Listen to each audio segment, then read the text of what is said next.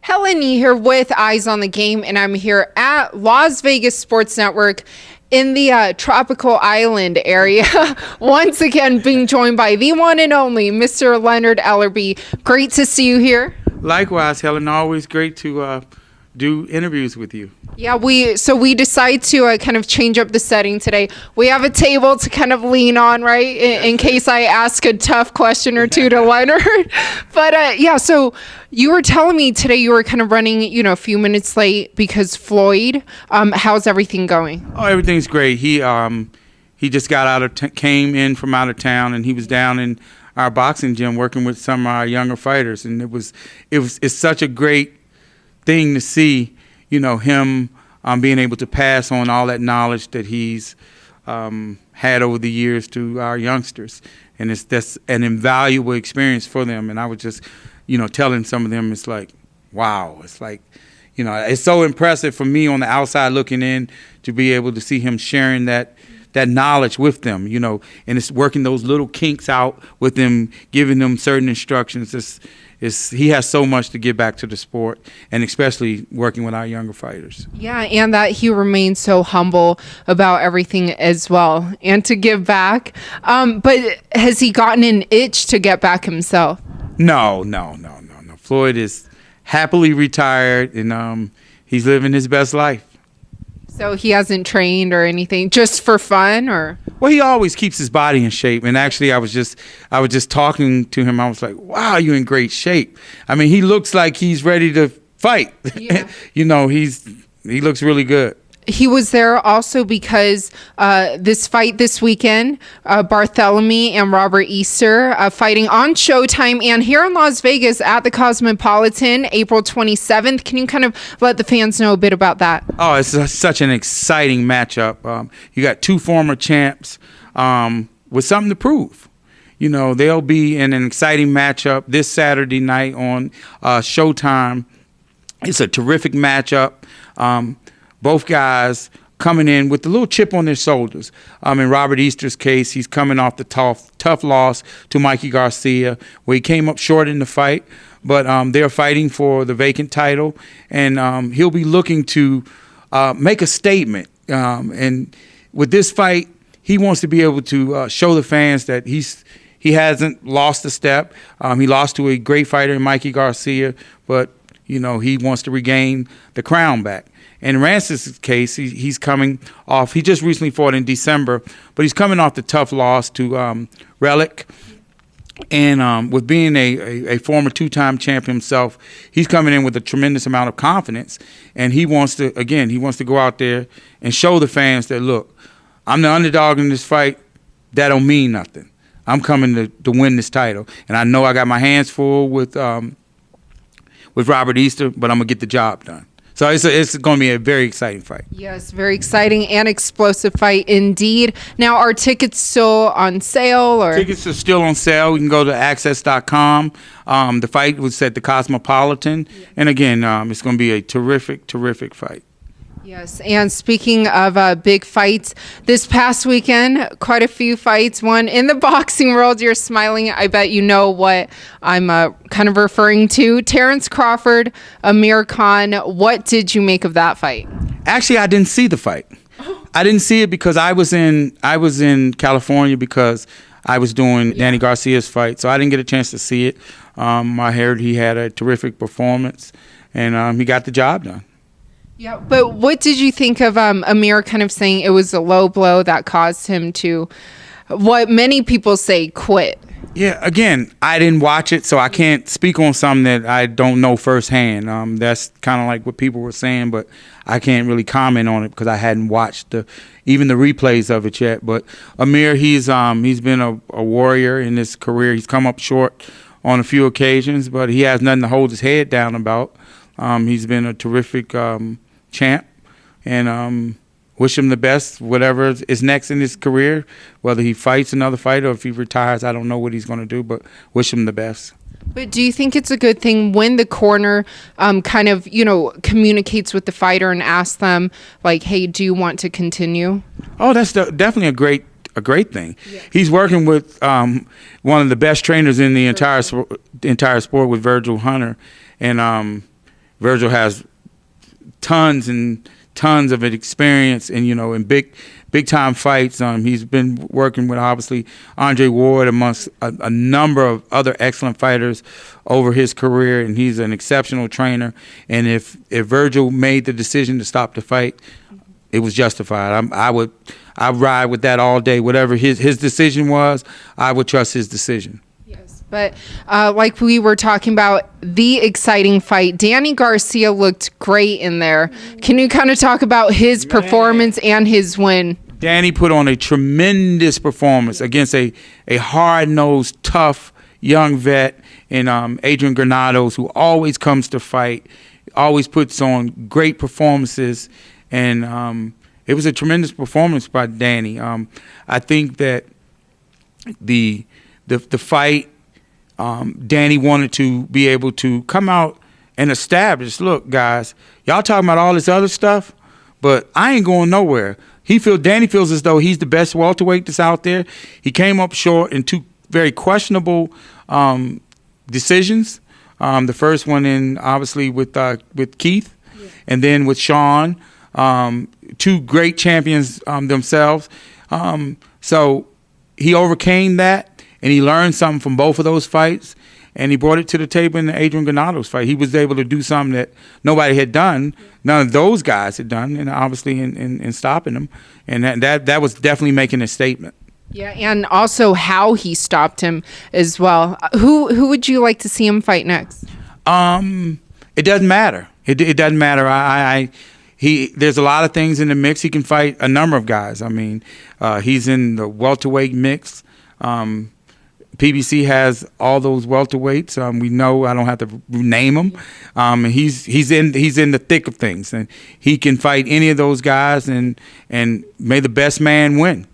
Yes, but like you said, I mean, so much going on in the welterweight division, and I mean, a lot of exciting fights to be made. I know one big fight people want to see, I'm sure you've heard a lot about it as well, Errol Spence Jr. and Terence Crawford, but you were kind of vocal about it. I think I saw an interview about you kind of talking about Bob Arum and why that fight hasn't been made.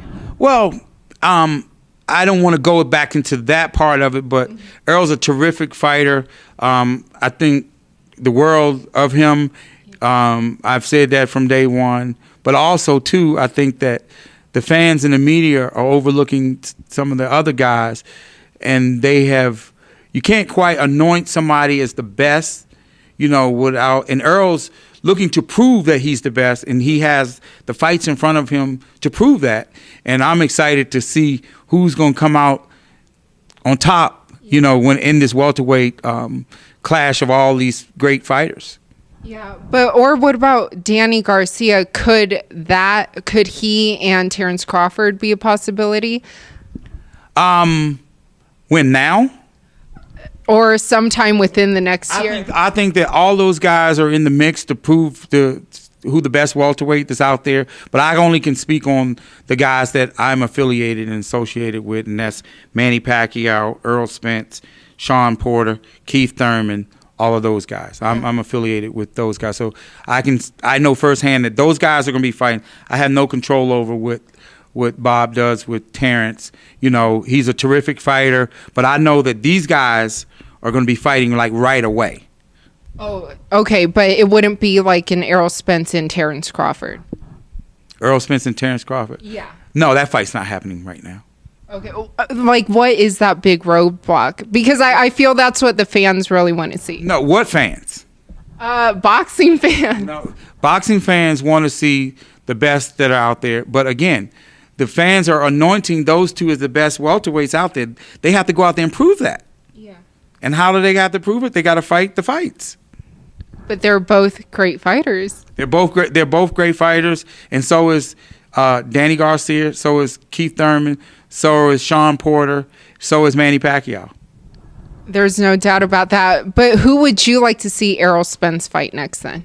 I would like to see Errol Spence fight who he wants to fight in his very next fight, and it's going to be a massive fight.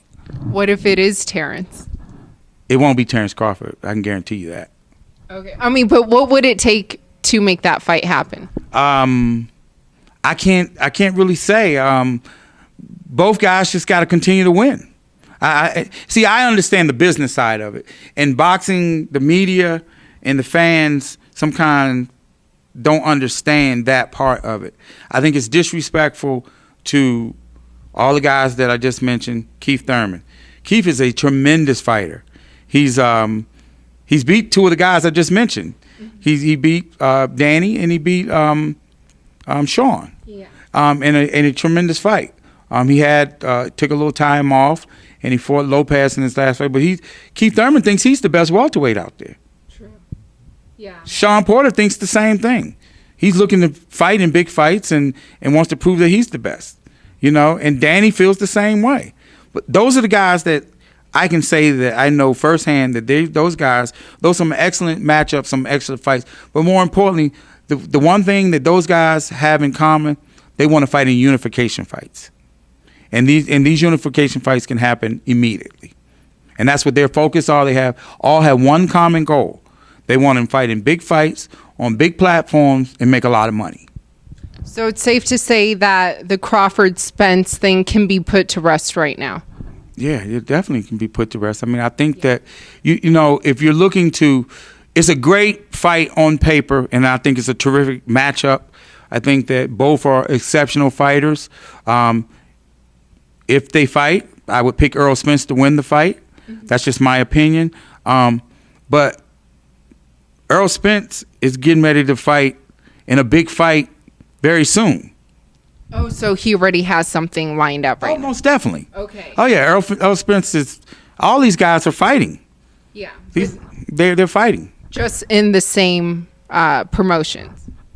They're fighting. They're going to be fighting right very soon. Okay. We're going to see these matchups in 2019. Okay. But just with, like you said, the fighters you're affiliated with. But more importantly, you got to understand these are unification fights. Yeah. This has been the plan all along, to put them in a situation to fight on the biggest platforms and give them the opportunity to showcase that their greatness. And this has been something that's been going on for quite some time. Yeah. Al has done a phenomenal job with planning, putting his fighters in the best situation to be successful. Yeah. And again, I have no control over what Bob does with Terence. Yeah. I have no control over that. And again, if Terence Crawford is what we all think he is, then all of these he'll fight somebody, one of these guys. He'll fight somebody because he'll win, and whoever is sorted out, they'll fight. Everybody wants to fight, and that's the most important thing. And when the fans demand that, when it becomes these fights are big enough for the last two will be standing, and whoever they are, I don't know. So it kind of has to just play itself out right now. I think it will play itself out.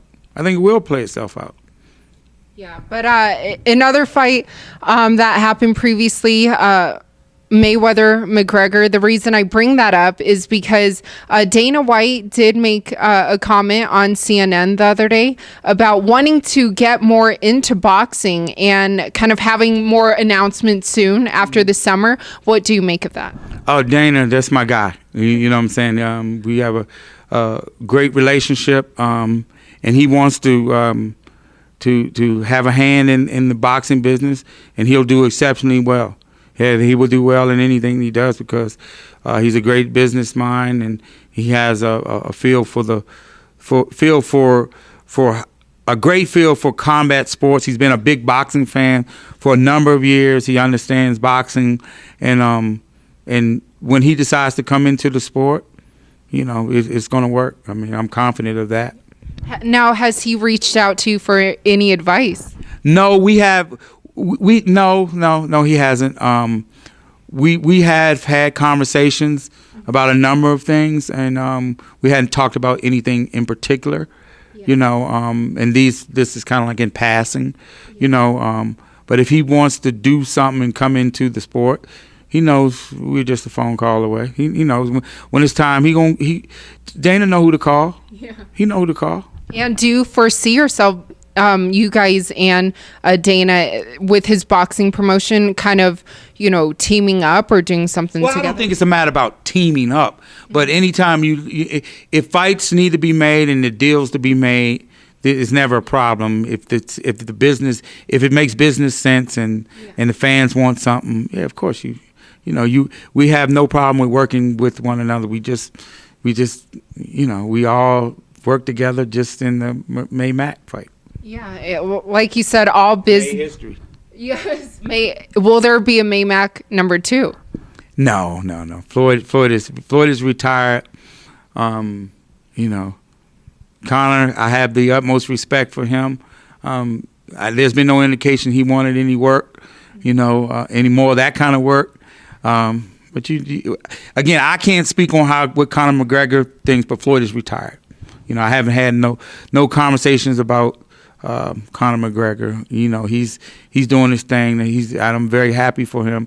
That's my guy too. We have a great mutual respect for one another. I love how he handles things. He's learned a lot from Floyd, and I respect that. And he's kind of took that knowledge and kind of did his own thing and took over the UFC. And became a massive star in the UFC. He's a big personality, and he's very, very good at what he does, and that's my guy. I like him a lot. I'm a big fan. Yeah, no, that was definitely a fun fight to cover the whole build-up. We had a great time. We had a great time, and again, those are memories that you will always have. And again, we have a mutual respect for one another. We have a mutual respect for one another, and that's a lifetime thing. So, when was the last time you guys spoke? I haven't seen him in a while. I saw Audi recently, and we talked and stuff. All those are my guys. And, it's like we break bread together. You know what I'm saying? Those are my guys. It's like we all got a mutual respect for one another. It's like they doing their thing. I'm happy for them. They breaking records, making a bunch of money, bringing a lot of fans to their sport. I love it. Yeah. I love it. But no May Pac number 2. No. Okay. No, Floyd is. But those rumors. Yeah, Floyd is retired. Floyd is retired. What would get him to want to think about it coming back? Nothing. I mean, if he wanted to do something, he would have done it. He doesn't have an itch to do anything other than do what he's been doing. He has several businesses that he's involved with. He's still generating lots of revenue outside of the sport, and he's reaping the benefits of his hard work that he's put into the sport. He's helping the next generation. Yeah, of course. I mean, we have a whole slew of fighters. He's actively involved from the outside, and I value that a lot. Again, he has so much to offer from all different sides of this thing, and it's been a big help. And again, we're just looking to continue to grow our brand, work with the top fighters that are out there, put on these big shows and have fun and groom these fighters, let them win a bunch of championships and put them in positions to be able to provide for their families. That's what it's all about. Yeah, absolutely. And lastly, also about in regards to Dana White, he also did say, just in boxing, how sometimes like the best fighters, they won't fight each other, and that's something he's hoping to change. What do you make of his comments about that? No, that's a great thing. I mean, we all aspire for that to happen, but it's not just that easy, and Dana understands that. I mean, it's just not that easy. It's easier from the other side, obviously, in the UFC, because it's one boss, everybody's under one umbrella. And he's, in control of that. In boxing, it's a little different because you have other promoters that you have to work with because they have the fighters. And, the fighters, I can only speak from the affiliations in my promotional company, you know, that the things that we're looking to do. We're looking to continue to put our guys in the biggest and best platforms for the most amount of money. Yeah. But you think Dana will be successful in boxing? 1,000%. 1,000%. If that's what he's aspiring to do. April 27th, it's going down. Barthélémy versus Robert Easter Jr. at the Cosmopolitan here in the fight capital of the world. As always, great to catch up with you. Great to catch up with you too, Helen, as always. And if any fighters out there are looking to work with a promotional company, somebody, a group of highly motivated professionals who want to put you in the best situation to be successful, Mayweather Promotions is the place to be.